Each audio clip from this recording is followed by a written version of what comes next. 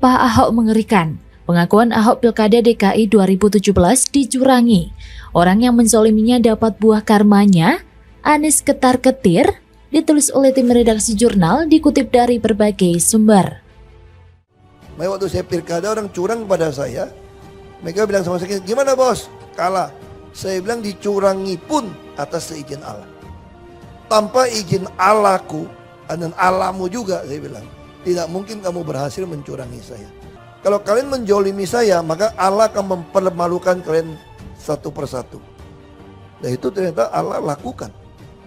Dan saya punya pengalaman orang yang ngerjain saya, dari saya berpolitik, dari yang stroke sampai mati banyak. Dan percayalah, sebagai penutup, yang kalau Anda menjolimi saya, yang Anda lawan adalah Tuhan yang Maha Kuasa, Maha Esa. Dan saya akan buktikan satu persatu dipermalukan nanti. Terima kasih. Apa kabar kadrun-kadrun seluruh Indonesia yang lagi ngantri kena karmanya Ahok? Sabar, semua kebagian. Ya, satu-satu tokoh Petamburan berguguran. Mereka yang pernah berseberangan dengan Ahok, banyak yang sudah berangkat duluan. Yang lain, antri siapa yang di depan.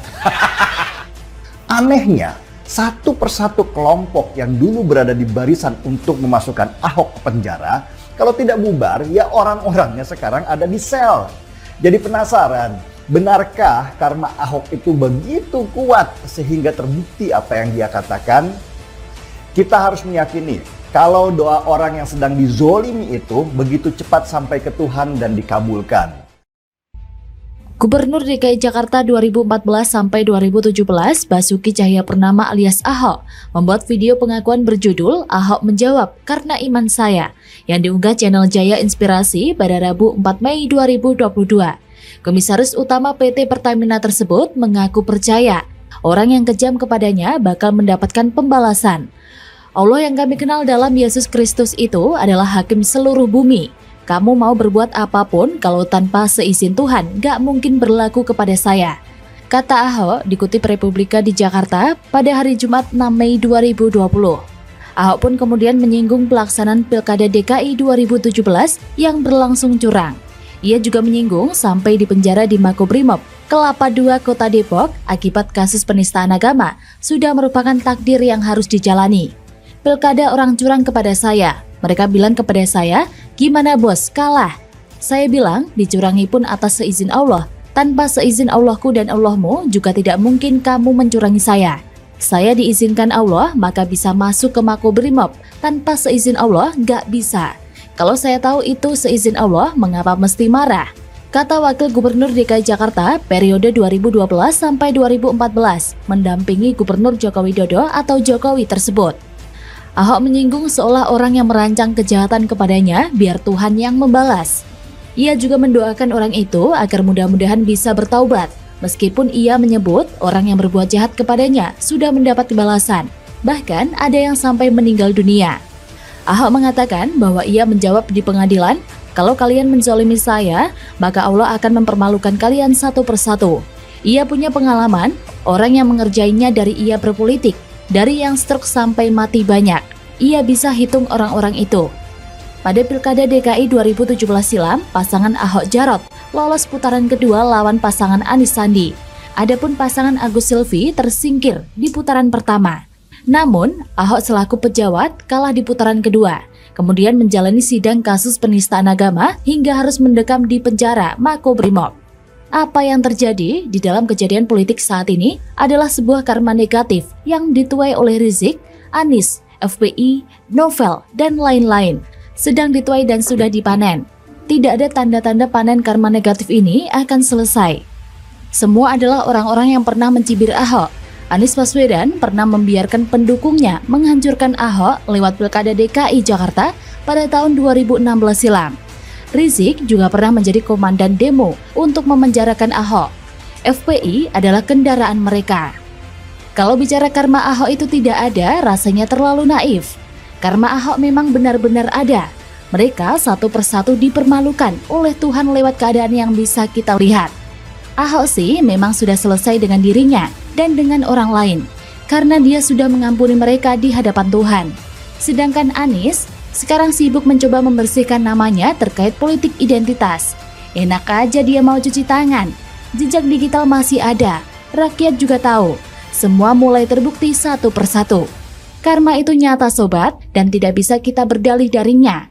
Selamat untuk warga Jakarta, selamat untuk Rizik, FPI, dan orang-orang yang telah menzolimi Ahok. Sepertinya memang belum ada tanda-tanda akan berhenti. Bertaubatlah, wahai para penjual agama. Dulu sindir Ahok, sekarang Anies terbukti permalukan diri sendiri. Ditulis oleh Syardi dari siwar.com. Kita dorong maju kotanya, bahagia warganya.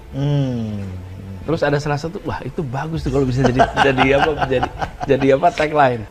Pada tahun 2016, ketika Anies masih menjadi calon gubernur, dia sempat menyindir Ahok.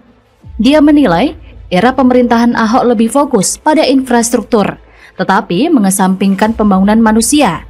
Anies mengistilahkan pembangunan infrastruktur sebagai pembangunan benda mati. Pak Basuki sudah menyampaikan tentang apa yang sudah karena beliau sudah menjadi gubernur selama 2 tahun. Yang menjadi problem justru selama ini yang menjadi fokus hanya benda mati. Masyarakatnya, manusianya baru akan, kata Anies. Dia mengkritik Ahok yang disebutnya baru membicarakan aspek pembangunan manusia belakangan ini. Anies menyatakan bahwa dia akan dari awal fokus pada pembangunan manusia. Kualitas kota ini akan ditentukan oleh kualitas manusianya. Karena itu, kami dari awal membahas mengenai manusianya. Bahkan kami katakan dari awal, kami tidak hanya akan memajukan kotanya, tapi juga membahagiakan warganya, kata Anies. Ini namanya menelan kembali ludah sendiri nggak? Tanpa perlu saya jelaskan lagi, pembaca pasti sudah paham apa yang saya maksud. Baru-baru ini ada tugu sepatu yang menjadi bahan perbincangan. Katanya sih bukan dari APBD. Ada mereknya yang menurut sebagian netizen itu adalah iklan buat dipajang di sana, dan salah satunya kena vandalisme karena dicoret-coret. Kata Wagub DKI untuk mempercantik kota biar setara dengan kota-kota lain di dunia. Cantik apanya? Mau cantik? Tata dulu pemukiman kumuhnya. Dulu juga Anies banyak membangun benda mati kan? Seni bambu ketak-ketih yang harganya ratusan juta rupiah. Setahun kemudian dibongkar dan diganti dengan seni batu gaibon. Sewaktu pandemi juga dibangun tugu peti sebagai peringatan agar masyarakat waspada akan bahaya COVID-19.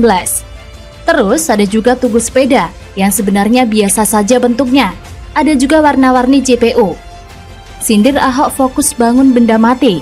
Sekarang Anies juga banyak muncul benda mati. Itu pun ada bedanya. Ahok bangun infrastruktur tapi skala besar. Salah satunya ialah Simpang Susun Semanggi yang bahkan tanpa pakai APBD. Sedangkan Anies, kebagian yang recehan seperti tugu-tugu yang saya sebutkan tadi. Mungkin maksud Anies waktu itu adalah Ahok tidak sanggup seperti dirinya yang mampu membangun benda mati skala receh, tapi mendapat apresiasi luas. Kita justru bingung dalam hal pembangunan manusia. Anies sudah lakukan apa saja? Rasanya tidak ada deh. Warga bahagia, entah apa tolak ukurnya. Salah satunya adalah memiliki rumah, tapi sayangnya target dikurangi secara drastis. Mimpi memiliki rumah dengan harga terjangkau sirna sudah. Banyak yang tidak lolos syarat administrasi. Rumah yang terkesan murah tapi tetap tak terjangkau. Tapi kalau tolak ukurnya adalah membahagiakan warganya dengan janji manis yang lebih manis dari gula, mungkin Anies bisa dikatakan berhasil membuai warga dengan janji surga, sehingga mereka melayang saking senangnya. Hidup dalam mimpi, angan, dan harapan yang sebenarnya palsu, tertawa di awal, terjebak dalam hidup menyenangkan ciptaan Anies. Anies berhasil dalam hal ini. Rakyat harus dapat rumah terjangkau, tolak penggusuran, pemimpin seiman, sehingga nanti dapat sertifikat kafling surga dari tukang demo. Apakah warga bahagia ketika orang tahu uang mereka dipakai untuk kelebihan bayar berbagai proyek? Apakah mereka senang ketika tahu proyek Formula E begitu misterius ternyata memakan anggaran jumbo dan tak transparan pula? Maju kotanya, bahagia warganya. Anies menyebut tidak hanya akan memajukan kota, tapi juga membahagiakan warganya. Lucu, 4 tahun berlalu dan ini sungguh mempermalukan dan mencoreng wajah Anies sendiri. Dulu Ahok bisa menyelesaikan keluhan warga. Warga bisa datangi balai kota untuk adukan masalah dan selesaikan dengan cepat. Urusan dokumen serba mudah, rapi dan efisien. Warga diberikan hunian yang lebih layak ke rumah susun. Ini saja sudah bikin mereka bahagia kan? Di era Anies, pernahkah seperti itu? Apa sih yang sudah dia lakukan untuk bahagia warganya? Sebutkan satu saja program dia yang betul-betul ide orisinil. Yang ada hanya janji kampanye yang tidak tuntas. Banyak program andalan yang tak tercapai target. Dan menjadi bukti kalau dia ini hanya jago di tata kata. Bagaimana menurut Anda?